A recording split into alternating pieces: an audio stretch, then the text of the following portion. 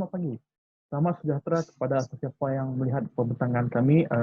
Kami dari Kumpulan 5. Saya sebagai host Anda, nama saya adalah Nicholas Ningkan. Saya akan memulakan pembentangan kami.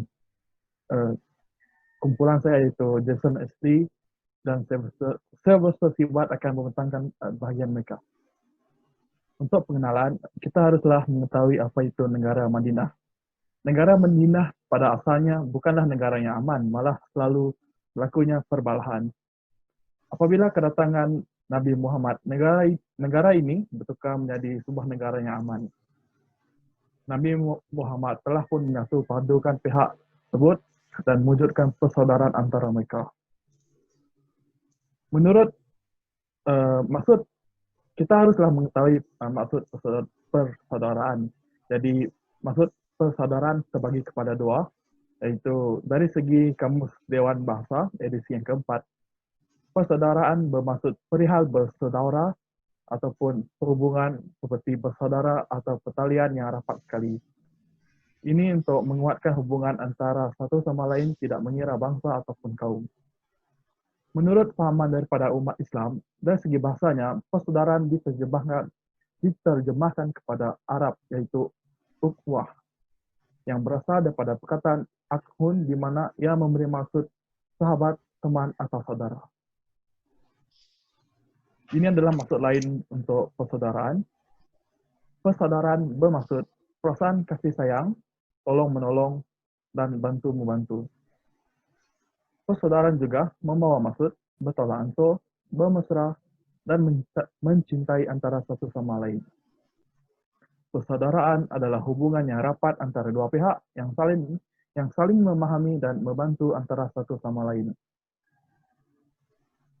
Persaudaraan ini boleh membawa kepada iman dan takwa, di mana ia mewujudkan hubungan yang baik, yang memenuhi persetujuan dan keperluan di dalam arti kata yang sebenar. Untuk isi dan huraian, isi yang pertama kami adalah asas yang kukuh dalam persaudaraan memupuk kepada pembentukan negara. Tanpa asas dalam persaudaraan, pembentukan negara tidak boleh tercapai. Mempunyai asas yang kukuh, tanpa asas yang kukuh, persaudaraan tidak dapat memainkan peranaannya. Asas kepada persaudaraan yang pertama yang kami kaji adalah akhlak yang mulia. Seseorang yang mulia, maksud akhlak yang mulia adalah seseorang yang mulia dan tidak mempunyai perbalahan atau perselingkuhan yang haram sama sekali.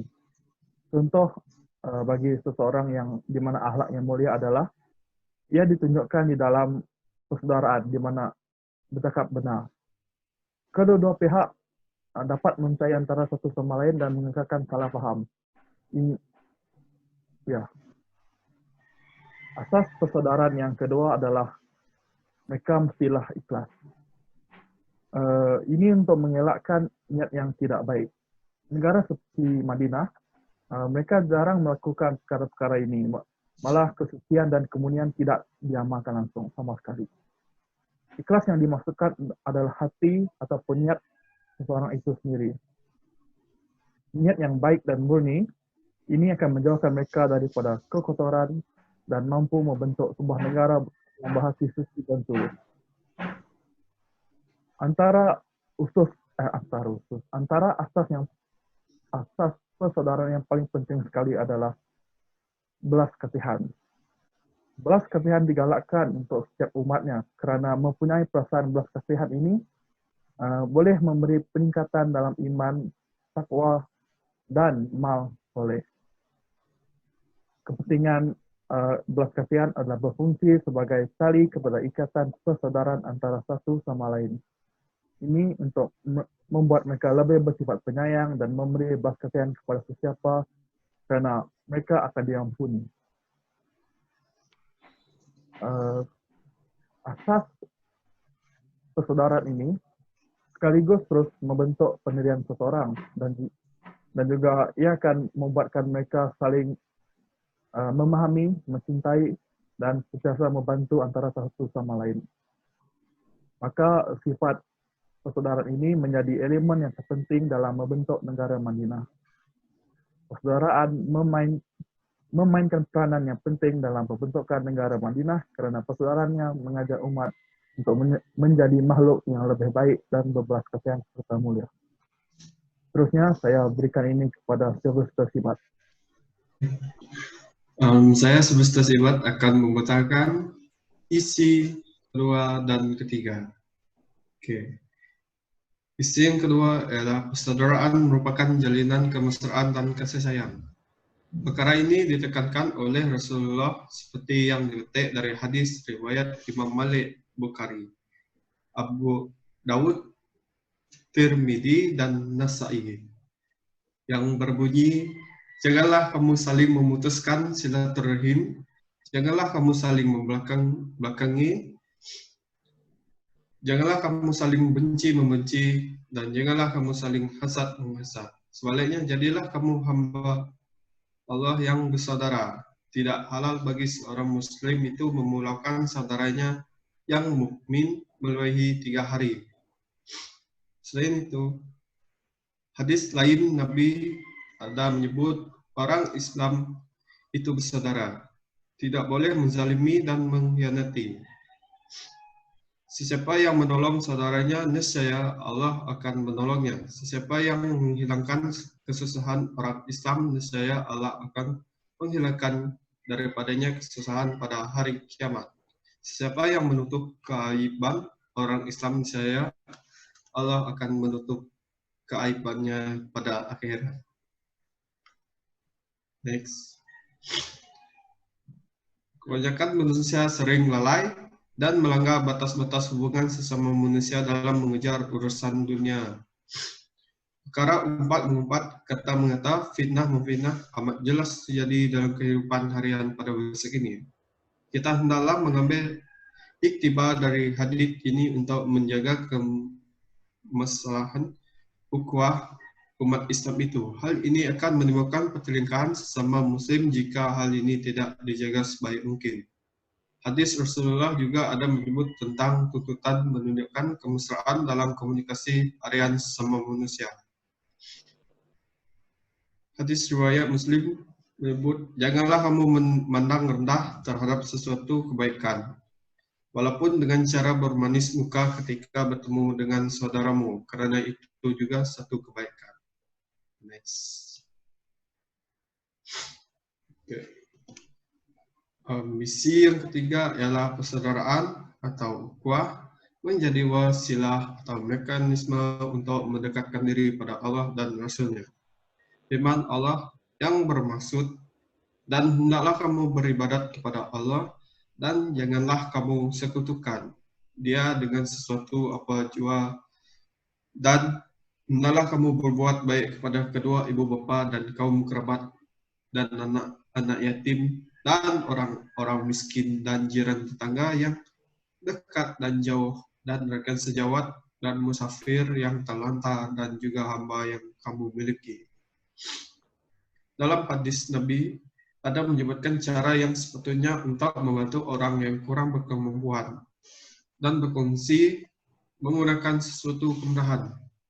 Baginda bersabda yang bermaksud, hendaklah setiap orang Islam itu bersedekah. Jika ia tidak mampu, hendaklah ia berusaha melakukan sesuatu yang dapat memberikan faedah kepada dirinya sendiri. Dan dengan demikian, ia dapat bersedekah. Jika tidak mampu, maka hendaklah ia menolong orang susah yang memerlukan bantuan. Jika tidak mampu, maka hendaklah ia menyuruh orang lain melakukan kebaikan. Jika tidak mampu, maka hendaklah ia menahan dirinya daripada melakukan kejahatan karena yang demikian itu adalah dianggap suatu sedekah. Nabi juga telah menyuruh kepada umat manusia untuk mengamalkan nilai-nilai murni demi mengukuhkan semangat perpaduan. Sesungguhnya pengajaran yang terdapat sumber ilahi mempunyai rahasia-rahasia yang tersembunyi dan manfaat yang sangat berguna kepada manusia. Semua amalan murni yang ditekatkan dalam teks Al-Quran di atas tujuan untuk mencapai objektif keredaan Allah dan menjaga hubungan manusia sesama manusia pada masa yang sama. Saya serahkan pada Jason untuk membaca isi keempat. Oke. Oke, saya Jason Ashley akan membentangkan isi yang terakhir dan juga kesimpulan. Isi yang keempat adalah pengukuhan perpaduan dan keamanan. Perpaduan dan keamanan yang dinikmati oleh masyarakat Islam di Madinah pada hari ini. Nikmat-nikmat mestilah dipelihara dan dijaga supaya ianya terus kekal dan diwarisi oleh generasi. Perkara-perkara yang boleh memecah belahkan masyarakat perlu dijauhi.